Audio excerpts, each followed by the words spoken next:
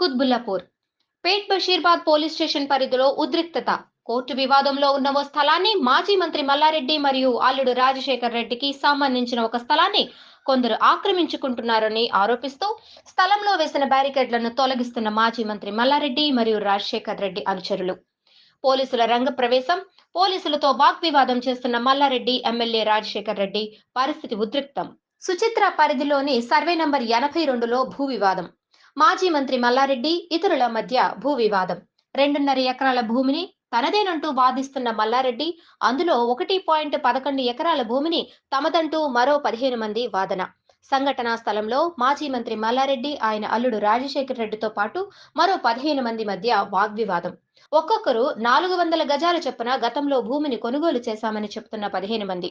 Court సైతం తమకు అనుకూలంగా తీర్పు ఇచ్చింది అంటున్న 15 మంది.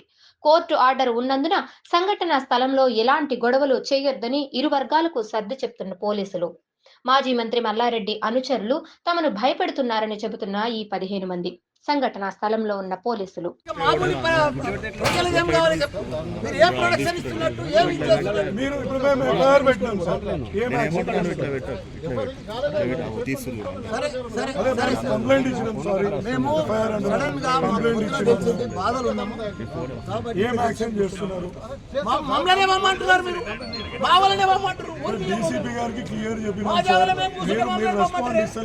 డైరెక్ట్ పోతున్నాం, ఏదైనా మాకు ప్రాణహాని ఉంటే ఇది అని చెప్పారు.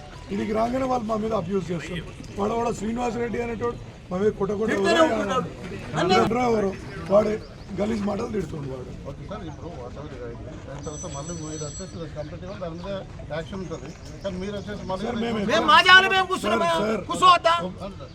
కంప్లైంట్ ఇచ్చి